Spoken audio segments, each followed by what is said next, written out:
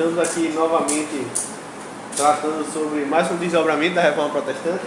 E aqui, isso aí foi um tema aí que o Pedro colocou para mim, né? Então, trabalho, riqueza e uso dos bens, né? Então ele fez essa bondade de esticar o assunto aí, né? E aqui a gente vai ver, diferente da manhã, não só Calvino, mas também Lutero. Então Lutero, ele foi o primeiro grande reformador, ele que deu aquele pontapé. Só lembrando que Lutero, ele não quis criar uma nova denominação, Lutero não quis fazer um cisma, muito pelo contrário, ele fazia críticas à igreja no intuito de melhorar a igreja.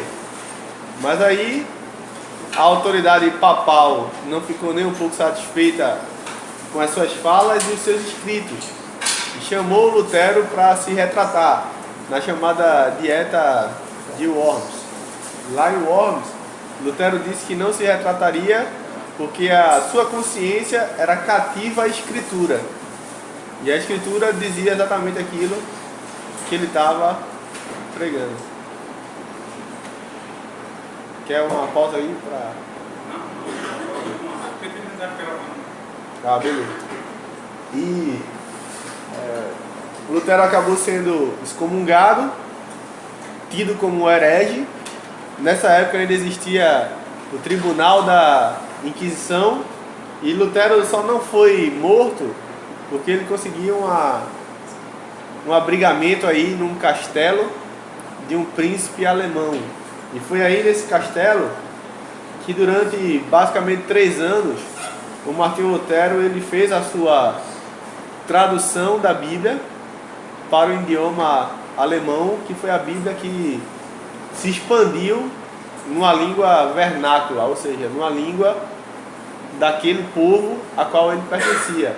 Antes de Lutero, houveram outras versões em língua vernácula, mas a igreja perseguia. Teve, por exemplo, uma versão em inglês de William Tyndale. Tanto o Tyndale quanto seus livros foram tudo para a fogueira, né? Seus livros é a sua tradução da Bíblia. Mas Lutero, como ele teve essa mão política e poderosa por trás dele, né, o protegendo, ele teve uma proteção. O Lutero ele conseguiu terminar a sua tradução, e também ele conseguiu publicá-la porque a imprensa de Gutenberg tinha sido recém-inventada. Então, vocês sabem que antes da imprensa, os livros demoravam muito para circular, porque era através de copistas, né? Tinha os copistas lá que eram aqueles camaradas que iam lá transcrever todo o livro para se ter uma cópia. É por isso que quando a gente pega os livros antigos, há pouquíssimos livros, você pega originais. Na verdade, quase nenhum é original. Se você for pegar livros daquele período ali da Bíblia, né, o período chamado Antiguidade ou História Antiga, o que a gente tem são cópias. Por que a gente não tem os originais? Os originais eram feitos de material que era muito perecível, né? Não se tinha uma forma de se guardar que deixasse livre do ataque de muita coisa. Você tem umidade, você tem mofo, você tem ácaro. Você pega, por exemplo, uma biblioteca grande de uma universidade, uma coisa, você vai ver que tem livros que estão num estado muito ruim, né? E eles vão para um local assim meio diferenciado, e você, para ir para lá, você tem que ter uma autorização, tem que mexer com luva, né? Tem que ser um negócio, o livro não sai de lá, né? Os outros podem sair, isso aí não, porque eles já estão se deteriorando bastante. Então, para vocês terem ideia, se eu não me engano é a República, mas o autor é Platão. No mundo se tem 7 cópias manuscritas do livro de Platão.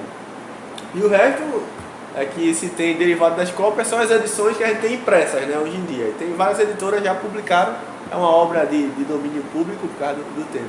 Mas de cópias manuscritas são 7. E todos os livros da antiguidade eles têm essas cópias bastante reduzidas. Já a Bíblia, você consegue, com exceção de poucos versículos, juntando cópias das epístolas, você consegue ter a Bíblia toda por completo em aproximadamente 5.000 cópias. Então, você tem muitas cópias, né, com o texto bíblico, e você tem poucas cópias de textos de Platão, Aristóteles, filósofos pré-socráticos e pessoas de outra religião, por exemplo. E aí é por isso que esse é um argumento até muito bom quando o pessoal ataca a Bíblia. Quando o pessoal vai falar assim, a Bíblia ela foi adulterada, ela foi mudada, isso e aquilo. Então, se você não pode acreditar na Bíblia, você não pode acreditar em Platão, você não pode acreditar em Aristóteles, você não pode acreditar em... Porque tudo isso foi copista também.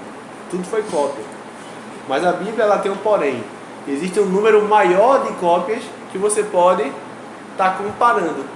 Você vai comparando em manuscritos e vai vendo, né?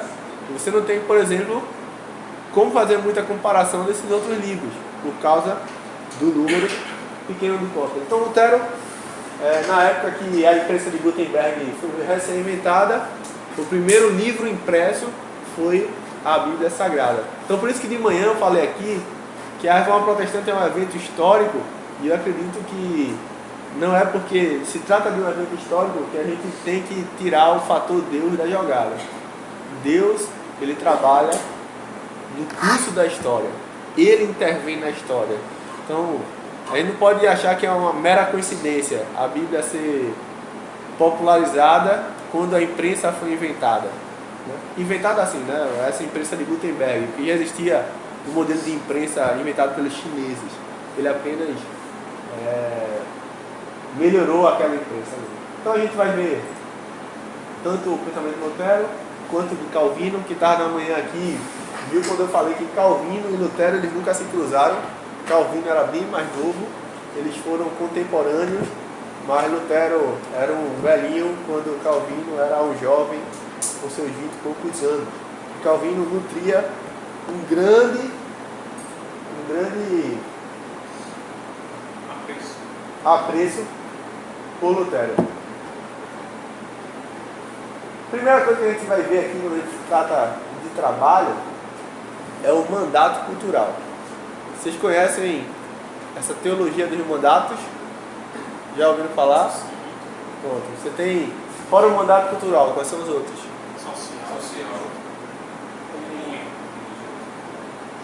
Social e espiritual ou religioso, né? Então são chamados 3 mandatos que Deus dá àquele primeiro casal, né? O primeiro homem e ao primeiro casal.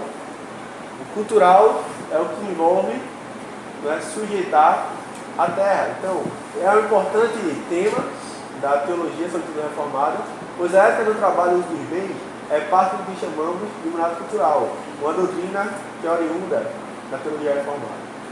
O mandato cultural envolve a criação, quando Deus faz de Adão uma espécie de vice-gerente do mundo e o ordena sujeitar e cultivar a terra. E aqui a gente tem como referência Gênesis 1, 18 e 2, 17, quando ele dá realmente essa incumbência a Adão.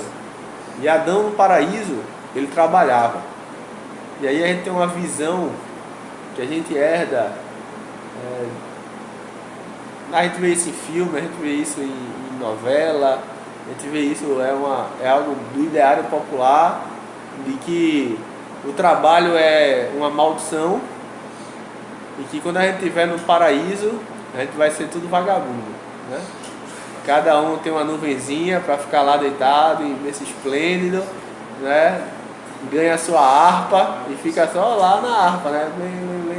Como é bom, tá no céu, né? Legal, não precisa trabalhar mais. Não é assim, né? O trabalho, ele não é uma maldição.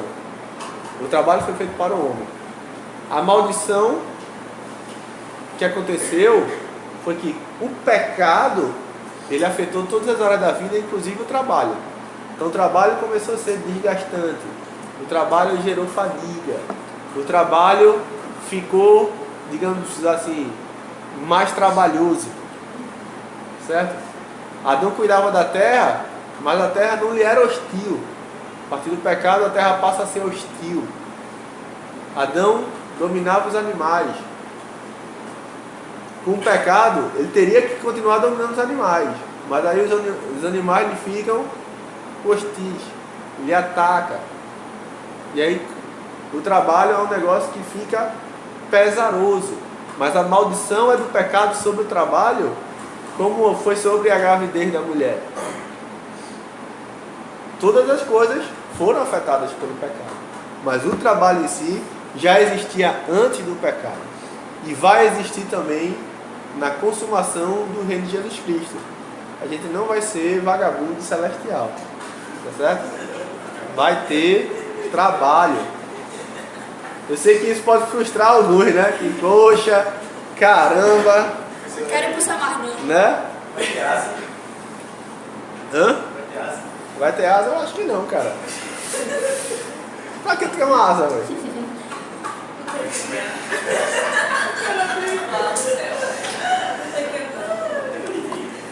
É bonitinho, né? Dizem que os anjos têm, né? Mas isso aí também a gente não sabe, né? Isso aí é baseado aí naquela questão dos serafins. Mas aí a gente sabe que tem serafins e tem querubins, né? Há uma diferença. E também tem uma questão aí do termo ali, asa, se é asa mesmo, como asa de passarinho, tem toda uma questão. Então, acho que já, poxa, você é rápido, viu? Melhor que Pedro, da próxima vez, fica aí. Desculpa aí, Pedro. Então, a gente já vê no livro de Gênesis que tem essa questão do mandato cultural e que já tem as profissões. Então, por exemplo, em Gênesis 4:12 a gente já vê Caim e Abel e cada um tinha uma profissão ali definida, né? Cada um exercia o seu mandato cultural. Então, Abel ele era pastor, né? Ele era criador de ovelhas, e Caim era lavrador, então lidava com a terra. Tem a questão lá que ele vai oferecer os legumes e tudo mais. Aí você tem da descendência de Caim esse camarada aí chamado Jabal, né? Quem pensa em ter família e filhos, então vai em Gênesis 4 e você vai ver vários nomes legais, né? Jabal foi... Vocês gostaram, né? E se tiver gêmeo, é Jabal e Jubal, tá ali. Jabal, eu, cara. Jabal foi o pai dos pecuaristas em Roma, né? Você pega aí Gênesis 4:20. Diz que Jabal foi o pai daqueles que moravam em tendas e criavam gado. Então, você vê que até hoje na Palestina, você tem uma tribo nômade chamada de beduínos. Ali também, pelo deserto ali do Saara, também existem beduínos, né? Que são nômades até hoje. Vivem de tendas, em tendas, né? E vivem da pecuária, da agricultura não muito, porque aí não é um local que tem um solo muito bom para a agricultura, né? A agricultura realmente era de subsistência, não para você ter uma larga produção. Geralmente quem prosperava em larga produção aí são ali o pessoal do Egito, né? Por causa do Nilo, e ali aquela parte que a gente chama de crescente fértil, Rio Tigre e Eufrates, e que são vários povos ali que vivem guerreando. Por quê? Porque como era a base de subsistência deles ali? Agricultura e criação de animal. Então se você está perto do rio, tá ótimo, né? Então o rio era ali aquele crescente fértil, tinha muito povo. E ali por isso que você vê muita guerra, cidades fortificadas. Aí você tem os acadianos, os assírios, a questão do empalamento. Os caras colocavam nos muros da cidade cadáveres empalados para meter medo. Olha, não vamos mexer com essa galera aqui não, né? Então é muito por conta disso, por causa da atividade que eles tinham econômica. Aí você tem esse camarada aí que também é um nome muito bonito aí, pode ser o terceiro filho após os gêmeos, Tubal-Caim, né? Tubal-Caim, ele era um artista que trabalhava com bronze e ferro. Gênesis 4:22 vai mostrar. Ele produzia ferramentas e armas. Então, era um ferreiro, vamos dizer assim, né? Então a gente já vê aí, né, se você for para uma linha teísta, evolucionista, você vai dizer aí que você está na idade dos metais, né? Chegou a questão das idades dos metais aí com Tubal-Caim. E a riqueza na Bíblia? É uma outra coisa. Lembra que a gente está vendo a distribuição de bens, o uso dos bens, trabalho e riqueza. Né? Ter posses e administrá-las de uma maneira que se obtenha prosperidade nesses empreendimentos não é algo condenado na Escritura. O 8º e o 10º mandamento dão respaldo para a propriedade privada. Qual é o 8º mandamento? Não cobiçarás. Não, o 8º. Não furtarás e dessa hora cobiçarás. O 8º é não furtarás. Então, por que eu não devo furtar? Porque é também. Porque tem algo que pertence a outra pessoa. Ou seja, propriedade privada de alguém. Isso aqui é meu. Se você roubar, está errado. Por quê? Não pertence a você, pertence a mim. Então está por trás aí esse princípio da propriedade privada do mandamento. O 10º mandamento é não cobiçar. Parte do mesmo pressuposto. Não cobiçar o quê? As coisas do próximo, a propriedade do próximo. E essa propriedade envolve, inclusive, pessoas, né? A mulher do próximo, o servo do próximo. Né? Tudo que serve também para o esposo. Sim, exatamente, serve para o esposo também. Né? Então a gente vê essa questão da cobiça mesmo, é algo que no nosso mundo empresarial e tal e coisa, você vê que tem um cara que já pertence a uma empresa, é empregado de alguém. Aí vem um outro empresário assim, olha, faz o convite, trabalha para mim, cara, e tal, não sei o quê. De certa forma, isso é antiético. Por quê? Porque aquele cara é um funcionário de outra pessoa. Aí vem a função do servo. Tem muito isso em futebol, né?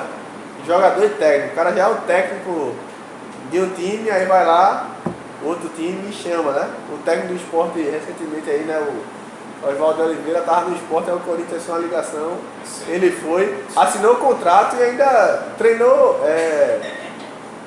o esporte no último jogo aí que ele foi o treinador, né?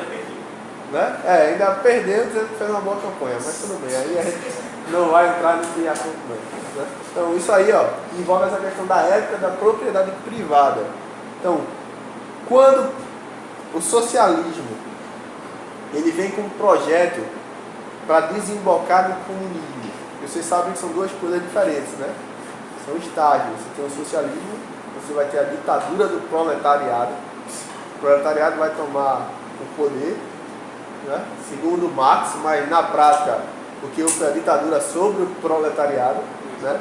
Todas as vezes, né? Para depois, quando a galera realmente estiver acostumada com o regime, aí sim vai se abolir a questão das classes, ninguém vai ter nada como seu, a propriedade privada não mais existe, vai existir a propriedade comunal. Isso fere o 8º e o 10º mandamento. Ou seja, não acha um movimento nesse termo. Ou seja, não for para tudo. Não é isso não. Não, você pode até ir, né? Mas aí você não perdeu muita coisa do ir também, não. Mas, por exemplo, ele falou aqui, João falou aí do MST, né? Então o MST ele invade propriedades. Você já começou. Então, o movimento ele invade propriedades. Tá errado. O movimento ocupa aí as escolas, né? Tá errado. Ah, mas não é propriedade privada, não é pública. Pertence ao Estado. E se pertence ao Estado,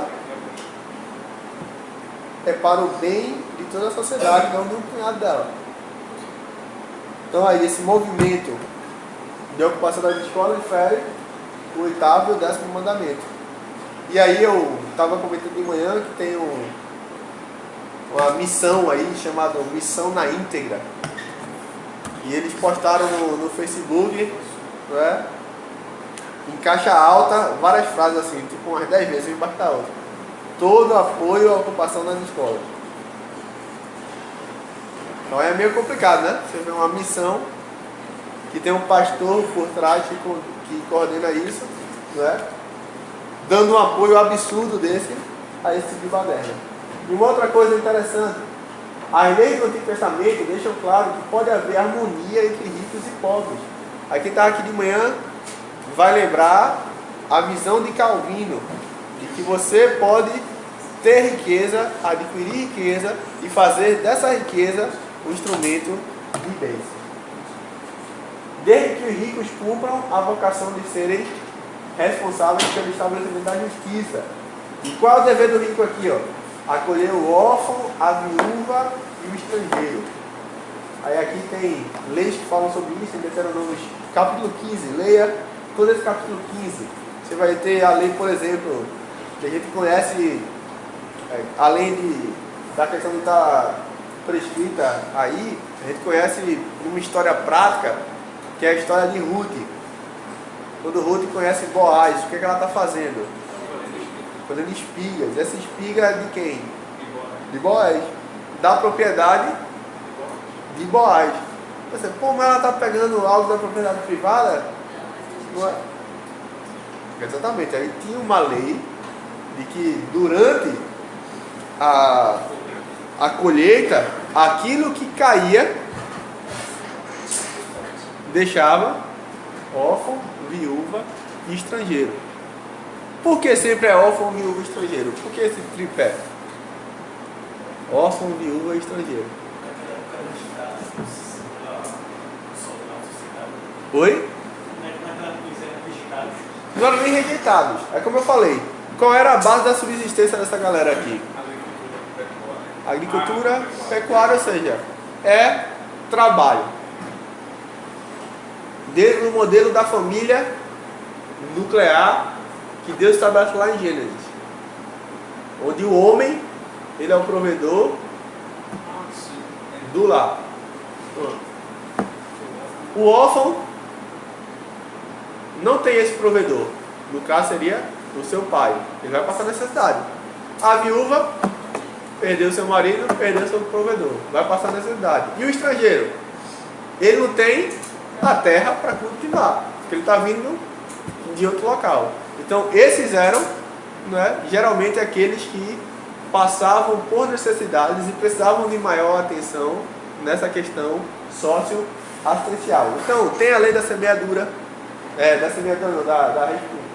respingar, tem a lei, por exemplo, do perdão da dívida. A cada 7 anos as dívidas deveriam ser perdoadas. Por quê? Porque nota aqui uma questão econômica bastante simples. Se você fica endividado muito, você consegue pagar? Se a sua dívida vai aumentando no decorrer dos anos, como por exemplo acontece com cartão de crédito, O cara tem uma dívida de R$1.000, deixou de pagar a fatura, ela vira 2.000 e alguma coisinha, aí o cara paga o mínimo, aí ela vem, de repente aí em 6 meses você está com 7.000 a R$10.000, Mas se você está endividado muito tempo, mais difícil fica de você reconstruir a sua vida, porque o que você ganhar você tem que está pagando. Então aqui, essa lei de depois de 7 anos as dívidas têm que ser perdoadas, esse camarada ele pode recomeçar. Por quê? Porque agora o que vem para ele de lucro do seu trabalho não vai ser para estar pagando mais. Passou, ele já pagou o que ia pagar até 7 anos. Mas aí, se ele ainda passou 7 anos, ele ainda está devendo, está perdoado. Ele tem que recomeçar. E nisso aí também você tem um ano do jubileu, que é um negócio mais doido ainda. E aí você precisa ter doido no sentido de que, pra gente que vive no mundo do jeito que é, a gente não entende essa questão não.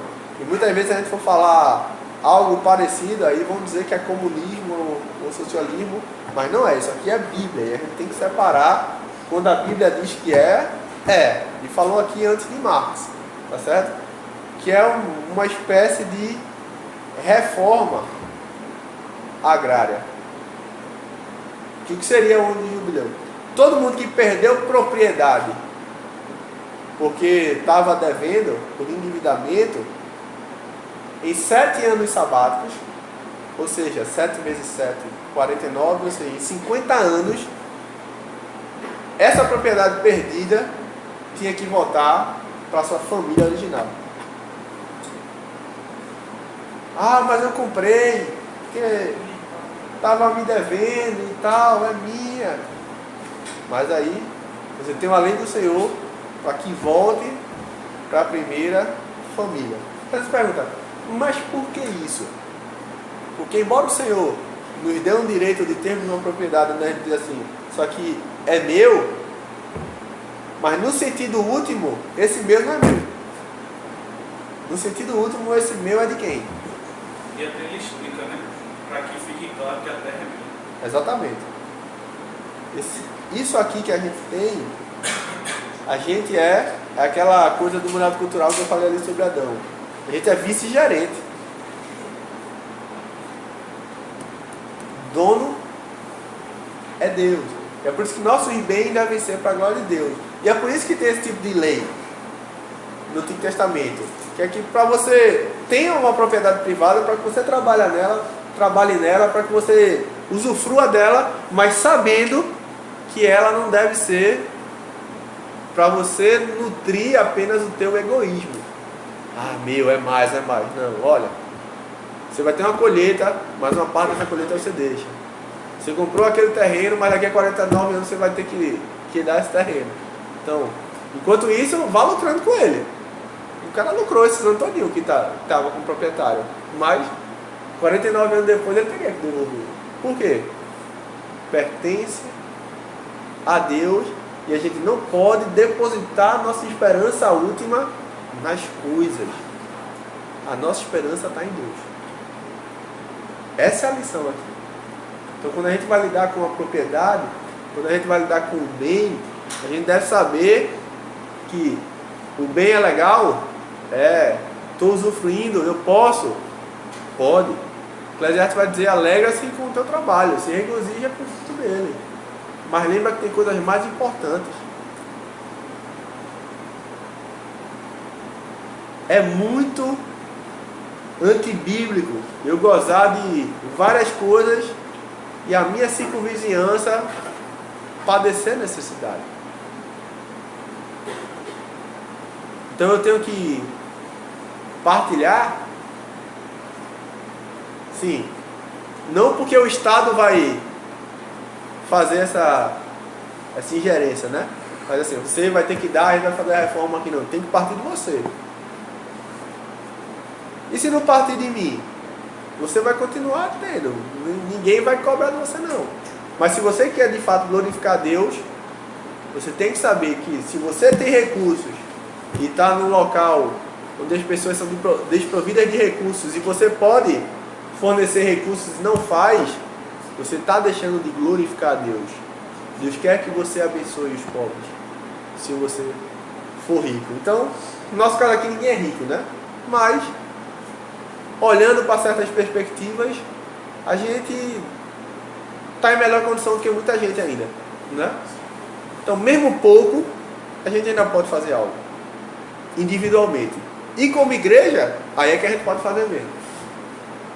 Então, se a gente está como igreja, e a igreja está se focando apenas, vamos comprar aqui, né, o mármore para botar no chão, vamos se preocupar aqui, né, de ter um aparelho de som legal, vamos aqui, né, usar tantos mil para ter um programa na rádio e na televisão. E a tua circunvizinhança, como é que tá? Eu estava quarta-feira no mestrado com o Thomas, a gente faz junto no mestrado, e ele contou uma história que ele viu. O Thomas aqui, alguns de vocês conhecem porque ele deu palestra aqui. Ele falou de uma igreja que eles se reuniram para ter um dia de comunhão, né? E antes da escola bíblica dominical eles fizeram um café da manhã. Café da manhã, massa, muito bonito, reforçado e tal. Mas na frente da igreja há um grupo de sem-tetos. E não foi um pratinho para lá, ficaram invisíveis os sem-tetos. Lá dentro estava uma bênção, estava, né? Glórias a Deus. Olha aí, que comunhão maravilhosa. Mas e lá fora? Aí é aquela coisa, falei de manhã. A igreja não faz? Aí quem é que faz? O movimento social. E o movimento social faz doutrinando. E a sua doutrinação é anticristã. Aí aquele pobre vira um militante da causa socialista que quer se empoderar contra tudo que é burguês e capitalista, incluindo a religião cristã. Então a gente não pode deixar essa brecha, a gente não pode dar esse espaço, a gente precisa atuar. Então, na visão luterana, falando agora sobre trabalho, Lutero viu o trabalho como uma vocação humana que, se realizada de maneira justa, glorificava a Deus. Então, o trabalho dignifica o homem. E aquele que não trabalha é condenado pela Bíblia. A preguiça é um pecado. E isso aí também é algo que recai muito sobre o homem. Porque o homem tem que ser o provedor do seu lar, e para isso as coisas vão cair do céu, né? Ele tem que trabalhar. Mas aí, se o camarada é preguiçoso, ele tem sido muito negligente. E aí eu lembro que a gente tem às vezes dava raiva, que a gente tinha uma família lá na Alameda, que a mulher tinha 5 filhos. E ela morava numa casa palafita, né? Madeira, papelão, telha e tal. Ela tinha 5 filhos. O imóvel dela era enterrado no barro, assim. Ela tinha um fogão enterrado no barro. Era um negócio bem... As filhas infectadas de piolho, cara. Tinha uma que tava com uma ferida na cabeça. Ele levou para tratar a menina, usar o medicamento. E tempo depois, a ferida começou a voltar porque ela tinha negligenciado de novo. Era um negócio, né, que era horrível. A gente ajudava essa mulher como igreja. Até hoje essa igreja ajuda ela. Mas ela tem um marido que é um vagabundo. E a gente via esse cara, tipo, andando, ele tinha uma moto. Eu acho que não sei se era uma moto normal, era 50, mas ele vivia pra lá e pra cá. Ele gostava de andar com uma roupinha aí, metido a boizinho, né? E esse cara não tinha emprego. E a gente sabia que quando a gente dava alguma coisa, seja uma feira e tal, para as crianças, ele também comia, né? Ele também participava daquilo nos dava uma raiva muito grande. E tem uma vez que minha mãe mudou o colchão de casal. Aí eu fui pra ela, olha, minha mãe tem um colchão de casal, tu tá querendo e tal, ela quer. Aí, quando é que você vai pegar lá em casa? Vou pegar. Aí foi que ela não foi, minha mãe, olha, esse colchão aí, a mulher não vai querer não, é o que tu disse, porque eu vou dar outra pessoa, eu vou deixar aí na frente pra alguém levar. Aí eu chamei um outro menino da igreja, a gente foi com o colchão na cabeça, bate lá, tá. Quem abre é ele. Tava fazendo nada dentro de casa, foi pegar um colchão da doação, não é? Que, você diz assim, aquela família ali, na pobreza e tal, aí, é culpa do Estado, é culpa da sociedade, é culpa disso, é culpa de tem vários fatores envolvidos, mas a culpa moral é daquele camarada ali. Pelo menos uma capinação de mato ele podia achar se ele fosse procurar. Né? Mas aí, a gente não pode ver o pobre como vítima apenas da sociedade.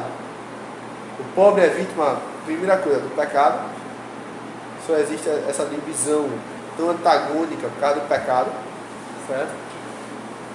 O pobre é vítima dele mesmo. Por várias questões, dentre elas, preguiça. Tá certo? Então, o trabalho, ele é uma vocação que deve ser para glorificar a Deus e ele deve dignificar o homem. Só que Lutero ele tem uma doutrina que é a chamada doutrina dos 2 reinos, ou a doutrina dos 2 regimentos. E ele via então esse trabalho como necessário para a vida humana. Mas era um negócio assim, o trabalho é necessário, porque a gente tem demandas humanas. Mas é diferente da visão que a gente vai ver de Calvino, porque Lutero acreditava que a maior vocação é a da contemplação. E aí a gente tem que entender Lutero, que Lutero era um cara que veio do medieval aí, né?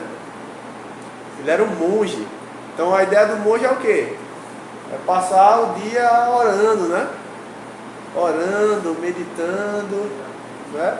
E alguns monges até trabalhavam como forma de se punir, né? Quando eles faziam um pecado, aí vou trabalhar, né? Vão me punir. Aí cavava buraco e depois enchia de novo, né? Era coisa desse tipo que se fazia, que era para se penitenciar com o trabalho, né? E o certo era ficar contemplando. Então isso vem dessa escola de Lutero como monge. E vale lembrar também que na visão dos gregos também, e romanos, trabalho braçal não dignifica o homem. Trabalho braçal é coisa de escravo. Tanto é que a mão de obra greco-romana, a base era toda de escravos. O escravo fazia tudo. E isso, mesmo depois, com o cristianismo, há um certo desvirtuamento que a aristocracia da Europa não trabalha. Essa aristocracia é aquela que envolve as realezas, e aí, duque, conde, né, os títulos de nobreza. Por quê? Porque essa nobreza vem de quem? Desse período medieval. Aí você vê, tem uma série que eu gosto muito na Netflix, Downton Abbey. E Downton Abbey fala de uma... que foi? Vocês gostam? Gosta não é chata? Não, nunca vi. Ah, nunca vi. Mas é bom, veja, né? Então, ela fala sobre uma família de aristocratas e realmente é muito engraçado que essa galera ela não faz nada, nem se vestir sozinho, né? Aí tem a questão das camareiras. Toda mulher tem a sua camareira, que é aquela que vai lhe vestir.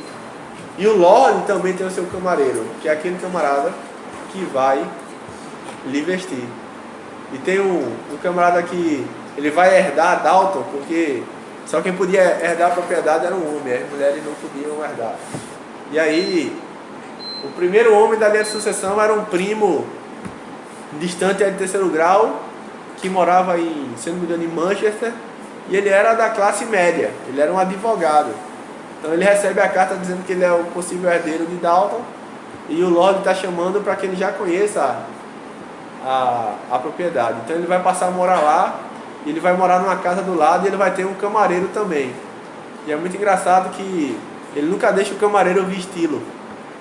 E o camareiro fica triste, assim, poxa, né, eu queria poder trabalhar e eu não posso porque esse cara não deixa, né, eu trabalhar. E ele tem uns diálogos muito interessantes, porque aí ele quer mandar o cara embora, o camareiro. Aí o patrão vai dizer, o que foi que ele fez de errado? Não, ele não fez nada não, é que eu não preciso. Aí o aristocrata vai dizer assim, então você acha certo demitir um homem de sua função e deixar de seu emprego se ele não tem feito nada de errado? Aí ele começa a pensar assim, tá bom, então eu vou usar esse cara. Aí ele vai sair, aí ele pede pro cara ajudar ele a se arrumar pra festa. Aí o camareiro fica todo feliz assim, poxa, agora eu tô sendo útil, né, tô trabalhando, né? Então Lutero ele tinha essa visão dos dois reinos, que um reino era o reino de Cristo, onde os crentes estão inseridos, e outro é o reino chamado secular, que é o governo temporal. Por quê? Porque a gente vive num mundo onde existe crente e não crente. Então Lutero parte da visão que só os crentes não precisariam do Estado, porque os crentes saberiam o que fazer, porque são crentes. Mas o Estado ele é necessário por conta dos não crentes, para frear a maldade deles e deixar as coisas em ordem. Então nessa questão dos dois reinos, há algo que é santo e há algo que é secular. E Lutero, em certa medida, coloca o trabalho nessa esfera do secular, de que é necessário isso. Mas o que é espiritual seria a contemplação, a adoração, o fazer nada para a glória de Deus. Certo? Era a sua visão. E ele foi um crítico ferrenho das relações comerciais de um mundo em transição, um mundo aí que a gente pode chamar de pré-capitalista, que o mundo está saindo ali daquele período medieval, entrando na Idade Moderna, os burgueses ascendendo, né, do que a gente vai chamar de mercantilismo, primeiramente, que é o primeiro estágio do capitalismo, né? E aí Lutero, ele tem 2 pés atrás com o comércio. Porque para Lutero existia muita coisa no comércio que era indigna e injusta, e a gente vai ver isso. Ele pregou diversas vezes, você tem vários sermões de Lutero contra a prática da usura, que é a prática de você emprestar e ter os juros. Isso é certo ou é errado? A Bíblia mesmo. Então você tem um texto bíblico que condena essa prática da usura. Você vai dizer, então é errado. Lutero diz que sim. Aí vem Calvino e vai dizer, em certo sentido, não é errado. Aí Calvino foi contra a Bíblia. A gente vai ver daqui a pouco isso aí. Mas como o irmão falou aí, como é, Pedro? Que fala sobre a usura, exatamente. Mas como o irmão falou, está na Bíblia. E a gente precisa ver essa questão de uma maneira mais detalhada. Então, Lutero, essas práticas comerciais abaixo seriam todas injustas. A agiotagem, que é o camarada viver nessa questão de emprestar dinheiro, né? E tal, era o que acontecia. A especulação do preço. Especulação, aí você tem aumenta o preço, baixa o preço, como é que está, né?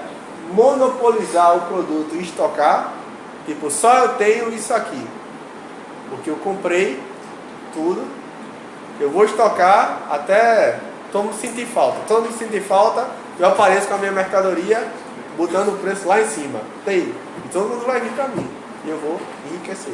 Então eu quero, acha isso injusto. Esse dumping aí vamos dizer assim, uma concorrência desleal, baixando o preço.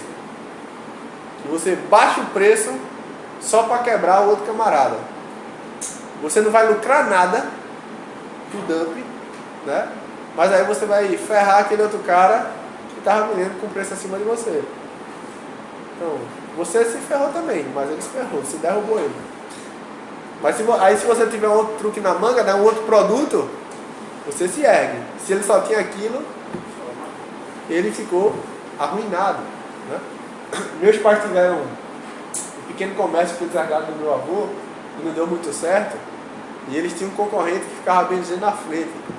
Minha mãe disse que esse concorrente, ele fazia um negócio que ele pegava o pacote de macarrão e ele cortava pela metade e vendia, né? Então a galera ia comprar ele porque ele vendia meio pacote de macarrão assim, né? Então ele fazia uma espécie de dumping, né? A questão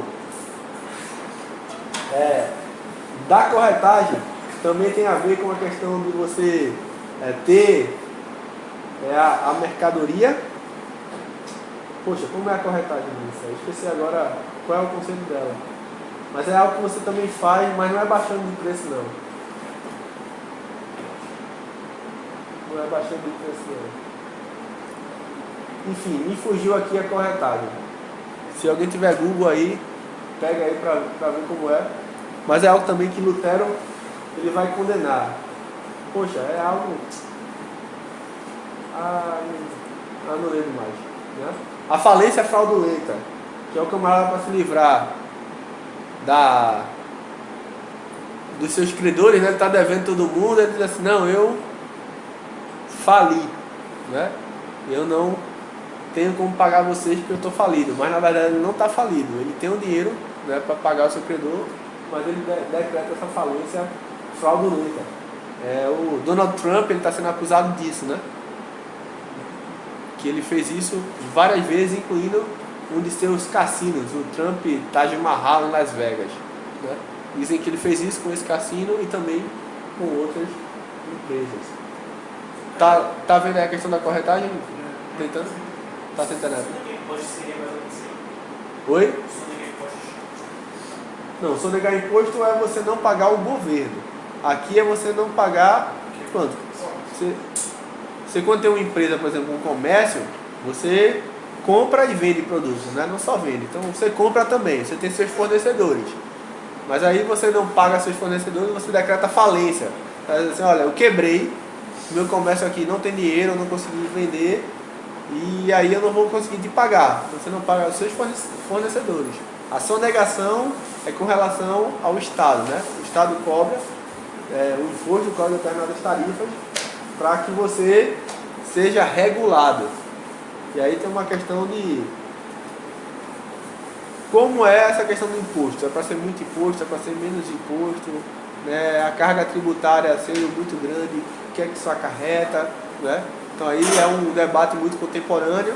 E que qual é a grande complicação de muito imposto? Se você tem que pagar muito imposto, fica inviável de você ter um empreendimento e tirar lucro. Por quê? Porque você tem que pagar isso. E quando você está começando, geralmente você não bomba, né? Geralmente é toda uma caminhada para fidelizar a clientela, né? Para fazer o seu nome no mercado, tudo isso, né? Então aí o pouco de lucro que você tem vai todo lá para um imposto, né? Para pagar isso e aquilo. Então o empreendedor, ele não quer botar um dinheiro nisso, né? Porque fica muito difícil dele se erguer. Então muitas vezes ele vai para locais onde tem menos impostos e lá ele vai empreender. Então é por isso que no Brasil, como a carga de impostos é muito grande, o empreendedorismo ainda é muito pequeno com relação a alguns outros países, né? Até comentou no curso de Luiz, para a gente não cair na idolatria do concurso público. Porque infelizmente no Brasil trabalhar no campo privado é tão difícil, tem que pagar tanto imposto que o pessoal está fugindo, né? O cara vai para o negócio do concurso, que é viver do estágio, né?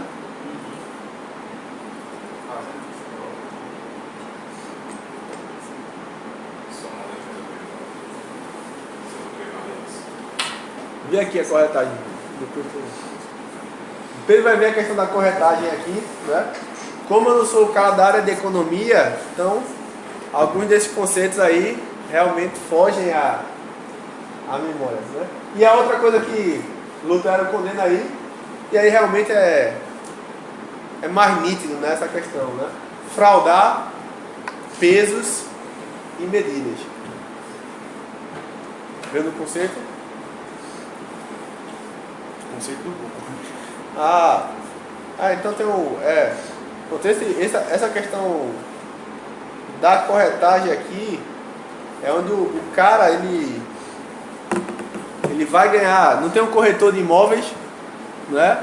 É basicamente parecido, mas com a questão de empresa.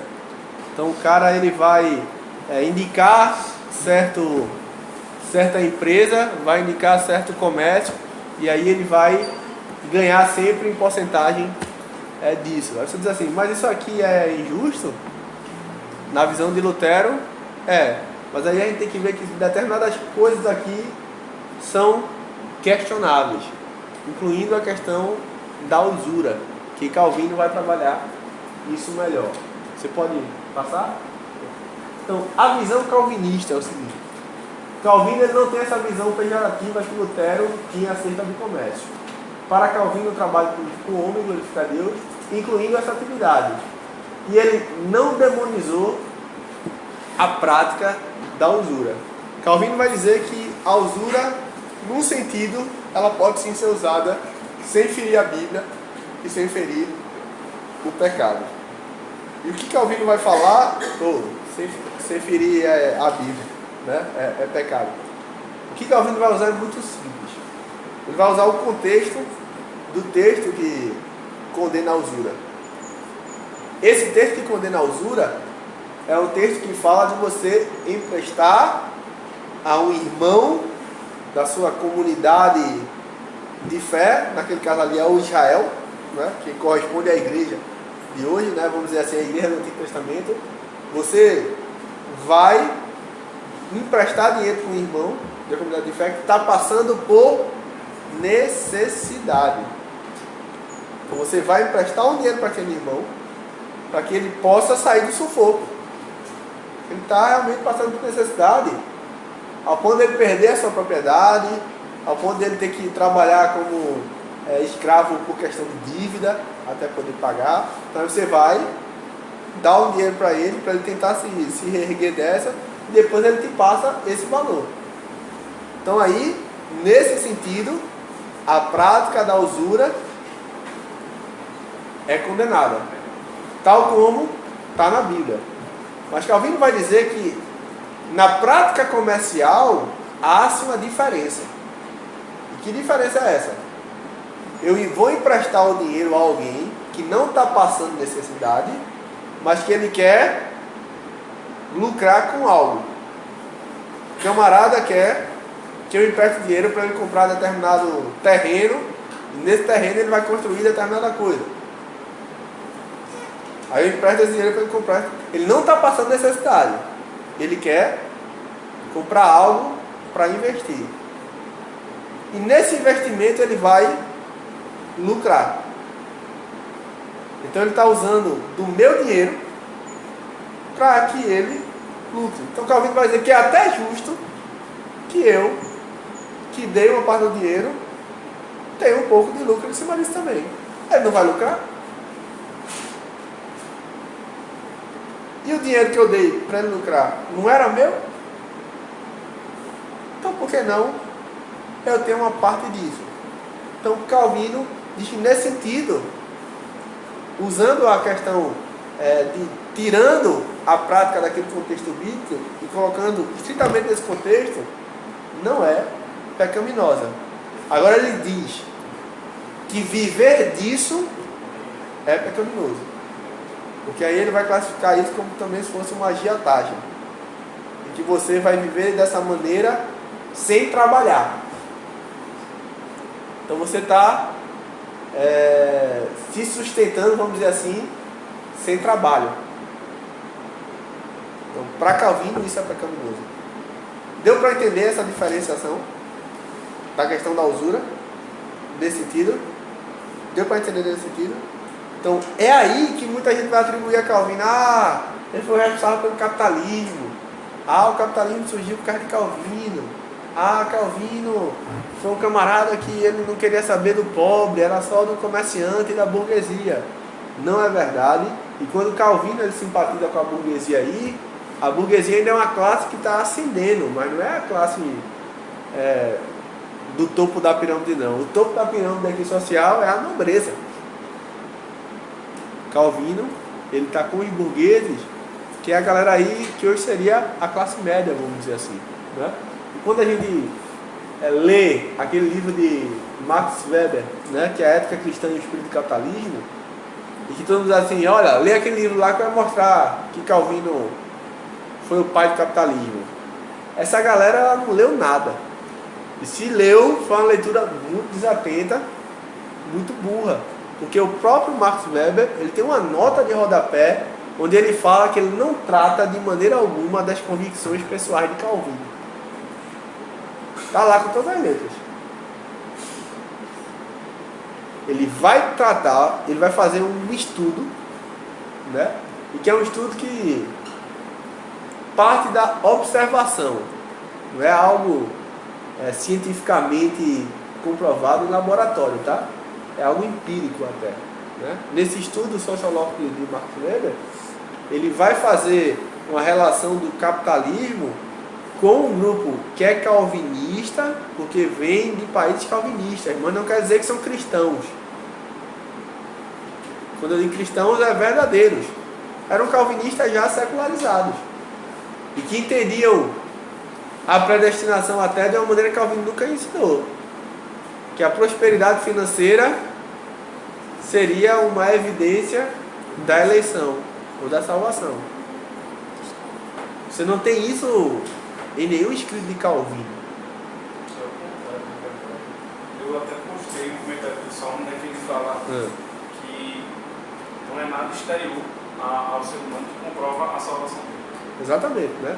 Então, esse tipo de pensamento de que a prosperidade financeira vai indicar que eu sou um eleito, sabe aquela coisa que o pessoal diz, desculpa de amarelo é comer barro. O cara queria ganhar dinheiro, né? O cara queria ganhar dinheiro, lucrar e ascender, e bota um argumento religioso no meio. Muita gente usa a religião para isso, né? E até no nosso livro de história, pelo menos o livro que eu tive, quando eu fiz sobre exatamente isso com todas as letras.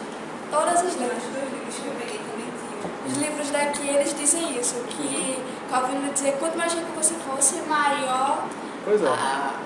Professor nova sobre esse assunto. Não leram uma linha de Calvino e botam isso aí. Quando eu estava na faculdade, para quem não estava aqui de manhã, eu fiz História. Aí quando eu paguei História Moderna, aí a professora fez uma espécie de tribunal, onde tinha grupos para defender ou acusar o réu. E foram 3 réus. O primeiro réu foi a Igreja Católica, depois foi Lutero, depois foi Calvino. E eu ainda não era um estudante ferrenho de Calvino, passei a ser depois disso aí. Aprove Deus em sua providência que eu fosse advogado de defesa de Calvino, né? Fui defender o homem. Então, fui ler as Institutas, né? Peguei esse livro de Max Weber ali. E rapaz, quando veio essa nota de rodapé, Weber dizendo que não está tratando de Calvino ali, eu peguei logo, grifei e tal. E quando foi no dia, aí a professora, não, que Calvino, capitalismo e tal. Professora, não foi não, ela foi ler o Max Weber, eu fiz, eu li, tá aqui, ó, veja só, Max Weber, página tal. Aí eu mostrei e ela ficou tipo gás assim, e ela tinha uma fama. Ela tinha uma fama não muito boa. O pessoal falou, rapaz, tu é doido, ela vai. Pra que tem aula de Maciel, Né? história ali, ó. Ela vai te Se tem uma menina reprovar. que tá gravando, João. Edita depois. Edita, corta aí. João não falou de Maciel, cantor, Maciel Melo. Forró, ele vai forró daqui. Então, o pessoal falou, você é doido aí que você vai ser reprovado. Tá? Olha, se ela quiser me reprovar porque eu dei a informação certa, por causa de questão de orgulho, então, aí é uma questão de consciência dela, né? Mas eu fiz o meu papel. Ela não queria uma defesa de Calvino, eu fiz e mostrei a minha fonte, que é a fonte que ela citou. Mas ela foi justa, ela deu 10. Ela não foi justa não, né? Não temam, né?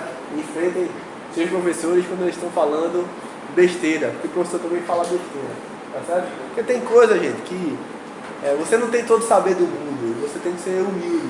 Tem coisas que você não é especialista. Então, eu sou alguém que estuda a reforma protestante, mas, por exemplo, me deu o branco ali na questão da corretagem, por quê? Porque aí você já tem, não é, toda uma conceituação da economia. É outra ciência, é outro estudo. Eu não domino. Então comecei a falar 1, 2, 3, corretagem, que é mesmo, já é tanta coisa que eu já não sabia nem o que era mais, né? Então, mas o pai Google me ajudou aqui. É normal. Ninguém sabe de tudo. E principalmente quando se é acadêmico, aí é um cara universitário. Quanto mais você sobe na universidade, menos conhecimento você tem. No sentido de ser um generalista. Por quê? Porque a sociedade, a universidade, ela é o quê? Ela vai levar você para afunilar o teu conhecimento para você ser especialista em uma coisa. Então, por exemplo, eu fiz história, ensino história e coisa e tal, mas a minha monografia foi sobre uma coisa. Aí o cara vai fazer um mestrado, aí já afunila mais, doutorado ainda mais, seguindo naquela linha de pesquisa. Você não sai daquilo ali não, é difícil você, vou estudar isso, vou estudar aquilo. E geralmente o conhecimento acadêmico leva você para afunilar o teu conhecimento. Então tem muitos professores, por exemplo, que falam, querem falar sobre reforma protestante, né, ou escrever, os autores de livros de história, sem serem especialistas no conceito, por exemplo, teológico da eleição. Aí falam uma bobagem dessa sobre a eleição, né, que Calvino dizia que o cara, para ser eleito, tinha que ser rico. Calvino nunca disse isso, né? Se ele fosse adentrar na área da teologia, para poder fazer uma leitura melhor da questão, né, ele teria visto que o negócio não é bem por aí, né? Mas o seu conhecimento, por ser afunilado, ele passou por cima, né, da teologia, e ele foi para uma leitura sociológica de Weber, que não tem nada a ver com Calvino, o homem, mas com alguns calvinistas, que não falam por Calvino, tá certo? Então, isso é algo que a gente precisa entender. Então, o professor de vocês, por mais inteligente que seja, por mais estudioso que foi, pelos méritos que tem, eu não estou dizendo que o professor não tem. Se ele chegou até aqui é porque ele tem mérito, ele tem conhecimento, mas não é tudo. E ele pode estar equivocado e errado em uma parte. E você, se tiver a oportunidade de dizer que está errado, agora também prestem muita atenção com a forma de dizer, preste atenção com que você também sempre vai perder quando você tem embate com o professor, né? Aí fica um negócio meio chato. Mas se você tem uma oportunidade de, olha, professor, olha aqui, eu peguei, o senhor falou tal coisa, mas eu peguei uma fonte, até no privado, não precisa ser nem na frente de todo mundo. O senhor falou tal coisa, e você, se você agir de uma maneira bacana, talvez você até ganhe esse professor de, poxa, obrigado, vou começar a ler mais e vou até corrigir na aula. Pode até acontecer isso, ó. Eu disse informação aqui numa aula, mas o colega de vocês aqui, ele me mostrou um outro material e tal, e eu vou rever esse conceito aqui, porque eu dei uma bola fora. Pode ser que isso aconteça. É bem difícil quando a gente mexe com o brilho e o orgulho do professor, eu sei, mas para Deus nada é impossível. Uma outra coisa aqui de Calvino, né? O seu tripé ético, né? Eu falei aqui, né? Para Calvino, a ética está fundamentada em 3 coisas no cristão. Ele precisa trabalhar, ele precisa poupar, ele precisa ser simples. Então, essa poupança que Calvino fala aqui, não é uma poupança para eu quero acumular. É tudo meu, né? O tio Patinhas, não sei, acho que é da época de vocês aí, o tio Patinhas que tem um copo e mergulha nas moedas e tal, né? É tudo meu. Ali tem o Patinhas, é o símbolo do ambicioso aí, né? E idolatrando dinheiro, né? Não é para isso. Mas você, essa poupança aí, você pode ter esse dinheiro para usar em situações de necessidade. Então, acontece alguma calamidade, alguma coisa, né? E ali, naquele contexto aqui no Brasil, a gente não tem muito isso, né? Está começando a ter uma coisa ou outra. Você tem um furacão, tem um terremoto, isso, aquilo, né? Você tem um dinheiro para você investir no socorro das pessoas. Então, Calvino, ele sempre via a riqueza como uma bênção para se ajudar outras pessoas. Essa riqueza, ela precisa ser circular. Eu sou rico, eu invisto para que esse meu irmão, ele possa também subir, e aí ele vai e faz outro subir, e assim há um melhoramento da sociedade. E o estilo de vida simples, eu falei aqui no meu também, né? Que teve Calvino era famosão já, e um camarada do sacerdote foi visitar, quando bateu na casa dele assim, tipo, ele mora aqui, Calvino, o pastor aqui, nessa casinha, Calvino abriu, e ele viu a roupa de Calvino, o imóvel e, poxa, quase que ele dava uma esmola para Calvino assim, toma aqui, né? Para comprar comida, né? Não, ele tinha comida, né? Mas é porque a gente tem essa visão de o cara tem que ostentar, né? O cara tem que mostrar que tem, mas para Calvino a ética é trabalho, poupança e simplicidade. Então, a poupança sempre atrelada com a responsabilidade social de socorrer os mais necessitados. E o trabalho e a ação social devem estar alinhados, certo? Então, o teu trabalho deve ser para fazer o bem de certa maneira. Então, é isso que muitos missionários, quando vão para o campo hoje em dia, estão vendo essa necessidade de ter uma outra profissão que seja útil no lugar onde eles vão, se esse lugar for um lugar onde há muitas necessidades. Então tem muito missionário que está, antes de ir para o campo e ter uma formação teológica, ele também tem uma formação na área da medicina, né? Na área da saúde, de enfermagem, né? Eu conheci um casal de missionários almoçaram comigo essa semana, talvez eles venham para o Brasil. Eles são alemães, é um casal jovem, 28 anos. Eles são alemães e eles estão na Amazônia Equatorial, eles estão lá no Equador. E ele é engenheiro civil. E a especialidade dele é engenharia hidráulica. Então ele trabalhou lá com o povoado lá amazônico na questão de água encanada e potável. Então olha aí, né, o seu trabalho atrelado Mudou aqui? Mudou. Ah, mas beleza. A assistência social. Então, continuando. Calvino, embora estimulasse em certo sentido o comércio, ele também faz ressalvas ao comércio. Embora não proibida, a usura tinha que ser evitada, para o cara não virar um agiota. Os juros deveriam ser moderados. Não é porque o cara, beleza, tu vai comprar tal terreno, então eu vou te dar, quanto é o terreno? É 5 mil, né? Então beleza, me dá, quando você me pagar, você me paga 2 vezes de 3 mil, o cara ganhou 1.000 em cima, o cara vai ter um lucro bem maior, né? Aí, então, beleza, eu vou dar 5 mil, tal, eu vou querer 15 mil. Então, para Calvino, esse juro era para ser moderado e não exorbitante. Aí aqui, olha o importante. Aos pobres e necessitados, não cobrar juro. Aí você pega um livro de história e vai dizer assim, Calvino defendia a usura, que a igreja católica condenava.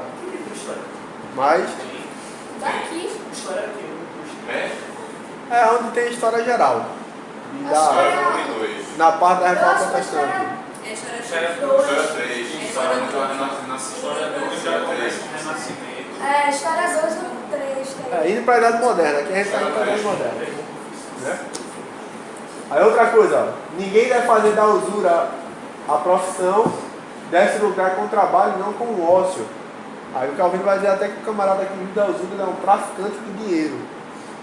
Daí ele vai dizer que isso aí é errado. Outra coisa que ele considera errado é o vício de emprestar e tomar emprestado com frequência. Diz assim que isso pode ser uma coisa que você pode fazer uma vez ou outra, mas ficar fazendo sempre isso corre aí o risco de você virar um traficante de dinheiro. O Calvino, preste atenção que ele tem ressalvas. É diferente do espírito do capitalismo daquele que é liberal ao extremo. Então, por que é liberal ao extremo? Se o dinheiro é meu, eu faço o que quiser. Se eu quiser pedir emprestado e dar emprestado, pedir emprestado e dar emprestado, eu faço. Calvino não seria um liberal, porque Calvino restringe essas práticas. Né? E outra coisa, a usura não deve existir dentro da comunhão da igreja. Então, nesse sentido, mesmo com aquela questão do irmão na fé, que quer lucrar com o terreno, mas se ele é meu irmão na fé, não vou cobrar ajuda dele não. Se eu quiser ajudar, eu ajudo. Se eu não quiser ajudar, também não ajudo, porque ele não está necessitado, ele está querendo dinheiro para um empreendimento. Aí, não sou obrigado a ajudá-lo nesse sentido. Mas aí cobrar juros, Calvino vai dizer que não seria algo bom, sendo um irmão também uma comunidade de fé. Então, considerações finais. Já está acabando aqui. São 15, depois se vocês quiserem fazer algumas perguntas, a gente abre um tempinho. O protestantismo, sobretudo de viés calvinista, é acusado de fomentar o chamado capitalismo. Lutero e Calvino nunca admitiriam uma economia que estivesse embasada no individualismo e na competição, principalmente dentro de um corpo genuinamente cristão. Essa questão de individualismo e competição, como a do capitalismo selvagem, não é algo que vem dos reformadores como herança, não. Então a gente tem que ter muito cuidado, porque eu tenho, se vocês quiserem depois que eu mando para o Pedro postar, que eu tenho um texto que foi baseado num comentário que eu vi, que lá no Eleste a gente fez uma série de textos contra o marxismo. Aí teve alguém que respondeu que o capitalismo era divino, foi Deus que tinha dado o capitalismo e tal. Aí eu fiz um texto aí que seria o capitalismo divino e o socialismo do diabo, onde eu vou já botaram? Da outra vez que tu falasse do marxismo cultural, a gente postou esse. Esse aí. Que eu vou mostrar que não é bem assim. Né? A gente não pode abraçar todas as demandas do capitalismo. E o André Biela, que foi o livro dele está aí, que eu vou mostrar daqui a pouquinho. O André Biela vai dizer que o comunismo ele vai nascer porque a ética cristã ela sai das relações de trabalho. E esse capitalismo selvagem, onde, por exemplo, na Revolução Industrial, mulheres e crianças ganhavam uma miséria. O homem trabalhava até 16 horas por dia, para bem dizer comer e nada mais. Aquilo ali não era certo. Aquilo ali não estava dignificando o homem. Aí veio um camarada como Marx e joga a sua doutrina, né? Por quê? Porque a igreja deixou de denunciar aquilo que era errado. Então a gente tem que ter muito cuidado. Não é porque a gente se coloca contra a agenda anticristã do marxismo e da esquerda que a gente vai se tornar um direitista cego e dizer que o capitalismo veio de Deus. Não. A gente tem que ser crítico de todas as coisas com a lupa, com os óculos da fé cristã. Tá certo? O trabalho de dignificar o homem não é sinônimo de sua sagração, ou seja, o trabalho é algo sagrado, algo extremo. Não é bem por aí também. O trabalho é algo que o homem faz, mas a gente não pode tornar o trabalho sagrado, muito menos isso aqui, ó. O trabalho tornou-se um ídolo de nossa sociedade, ao ponto de esquecerem de que devem descansar no dia do Senhor.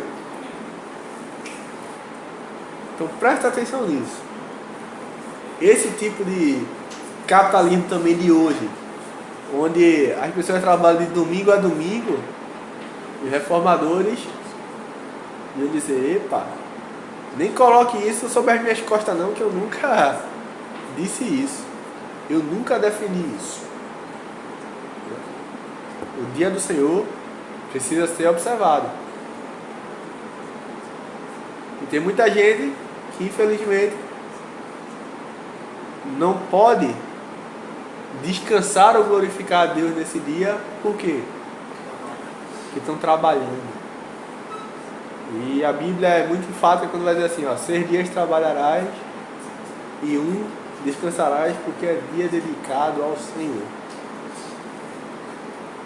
E aí tem questão de sábado, domingo, se quiserem depois perguntar, mas aí é outros 500.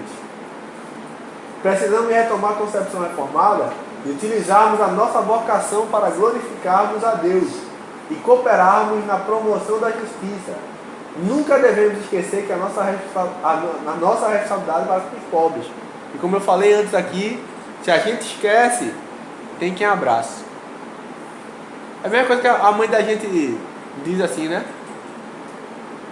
Olha, eu fico com você, porque se não ficar com você, você vai ter... Você vai se meter em mais amizades, eu não quero isso, então... Aí a mãe fica lá, né? E às vezes o pessoal dá conselho ao pai, cuide do seu filho, porque se você não cuida, o mundo cuida, né? O mundo abraça. A mesma coisa aqui é com essa questão dos pobres, se a igreja não abraça, os movimentos sociais vão abraçar.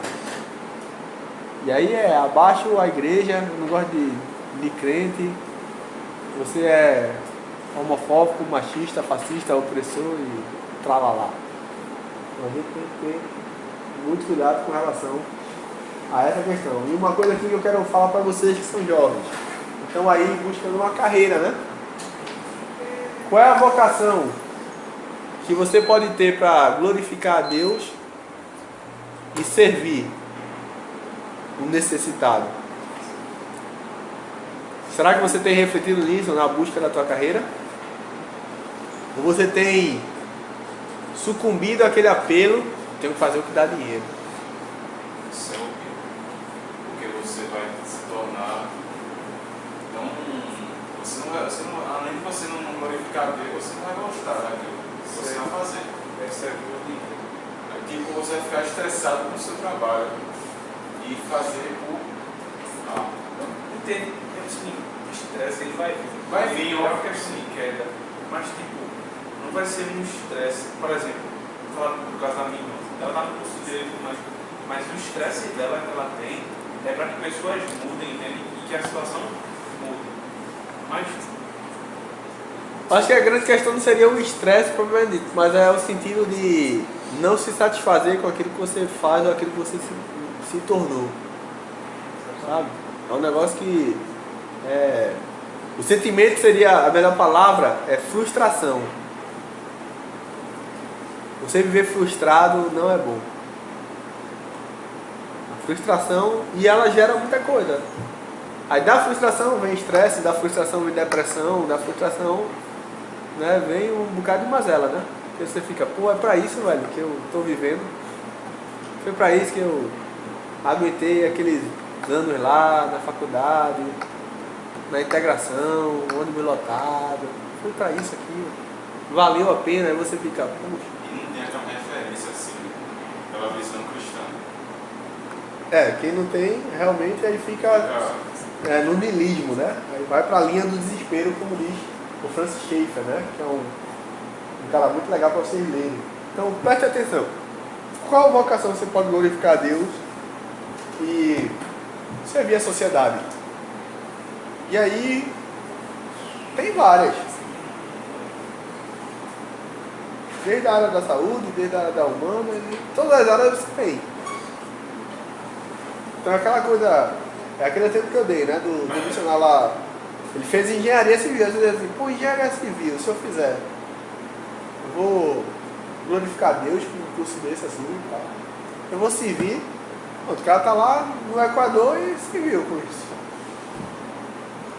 Tá 10 meses lá. Aí vai sair, vai para outro canto. É seu ofício e ao mesmo tempo faz parte de uma missão. Então, pense nisso, nessa questão da carreira.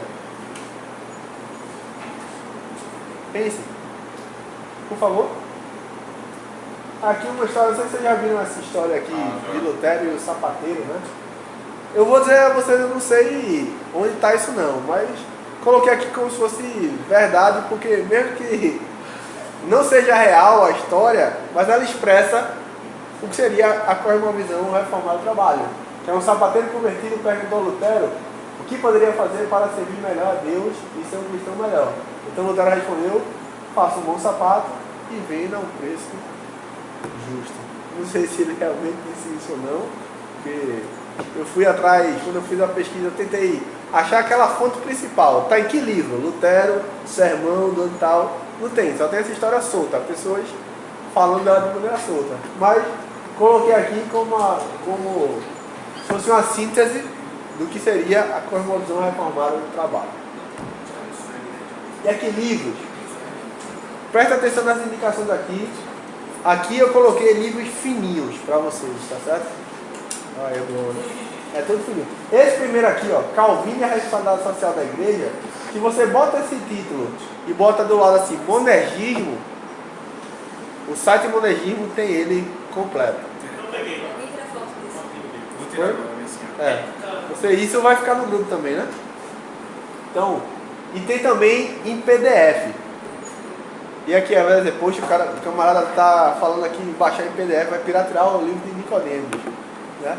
Mas aí o próprio Nicodemos, numa palestra no movimento Mosaico, ele vai falar que você pode baixar esse livro dele. Está esgotado, né?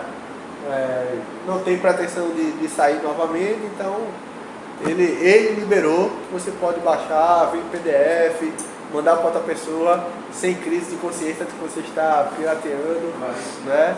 E quebrando o sexto mandamento. É algo que o próprio Nicodemos disse que você podia fazer, tá certo? Eu acho que foi por causa disso até que o Felipe Sabino colocou lá no site Monergismo. Oi? Como é? Eu me repreendi uma vez que ele imprimiu um livro. Ah, vai me imprimir. Eu não sabia não. Não, mas beleza, pô. Esse aqui, ó, é um livro do André Biella, da Cultura Cristã. Esse livro é muito bom. Esse camarada André Biella como eu falei, um francês, ele é especialista em Calvino e na Reforma Protestante também, em certo sentido. Ele é historiador. E essa é a força oculta dos protestantes, né? Onde ele vai tratar de quais as áreas que os protestantes tiveram uma força para estar mudando a conjuntura daquele mundo ali em transição, né? Do medieval para o mundo moderno. Aqui é um livro da Sinodal, é chamado Economia e Ética, de uma série chamada Lutero para Hoje. São os folhetinhos. Foi daí que eu tirei toda aquela lista de coisas que Lutero considera injustas. E nesse livro ele explica cada uma delas, né? Uma linguagem que é bem acessível. Você pode tentar achar. não é um livro muito fácil de achar, não. Quando eu comprei foi naquela livraria Imperatriz, né? Mas acho que se você for no site da editora Sinodal, que é do Sínodo da Igreja Luterana do Brasil, acho que você encontra, você pode encomendar. E esse aqui é um livro bom, mais contemporâneo, né, que é do Gruden e desse Asmus, o sobrenome, né? Asmus, né? Economia e Política na Cosmovisão Cristã. O N. Gruden é um teólogo, que ele tem até uma teologia sistemática bem conhecida, né, da Vida Nova, mas ele também é formado em economia, e o Barry Asmus também é economista. Então eles vão tratar tanto de política, o bom é isso, como de economia numa perspectiva cristã, de maneira muito introdutória. Então isso aqui, se você, poxa, eu queria aprender mais sobre a política no pensamento cristão, ou eu queria aprender mais de economia, esse é o livro para ambas as coisas. Eu indico tanto para política como para a questão da economia. E o próprio Gruden tem um livro só dele que é Política Segundo a Bíblia, né? Mas eu ainda indico esse, porque esse é um compilado daquele outro. Então se você tiver que comprar, compra esse porque é 2 em 1, porque você vai ter um compilado sobre a política, né, dos pilares do que ele coloca naquele livro, e ainda vai ter algo com noção de economia que o outro não tem. Rapaz, eu acho que eu li esse livro numa tarde, ele tem 120 páginas, eu acho, por aí. Ele é bem realmente fininho e a leitura dele corre solta, né? Oi? Gruden tem essa capacidade. Até aquele livro mais grosso dele, o Apoio das Nações, a leitura é bem legal. Ah, é bem fluida, né? Ele é bem fluido. Né? O maiorzinho aqui é o Força Altura dos Protestantes, que eu acho que deve ter mais 200 e poucas páginas. Entendeu?